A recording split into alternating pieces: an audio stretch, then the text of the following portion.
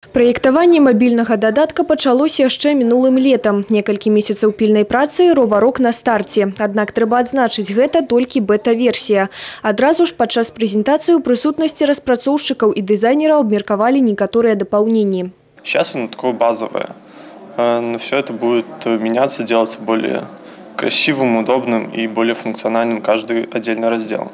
Ідэя стварэння роварока одна – зрабіць жыццё аматараў велосипедного спорта комфортным и бяспечным. Необходимость фиксации инфраструктурных нарушений и направления их по нужному адресу, так как на сегодняшний день у нас в городе существует огромное количество инфраструктурных проблем, которые мешают безопасно пользоваться велосипедом. Нічога звышскладанага ў выкарыстанні няма. Дадатак падзелены на тэматычныя раздзелы. Да прыкладу, раздзел з назвай пакатушкі дапаможа загадзя распланаваць маршруты, сабрацца вялікай велокомпанией. Мы можем сделать за сутки, дать запрос такой, что мы хотели бы покататься в Бресте, приехали бы сюда и вот так вот хорошо бы провели время. У той жа момант спартыўны дадатак папоўніў спіс мабільнага каталога для Android-прылад. У кожнага ёсць магчымасць без асаблівай цяжкасці зайсці ў Play-маркет і усталяваць дадатак на смартфон.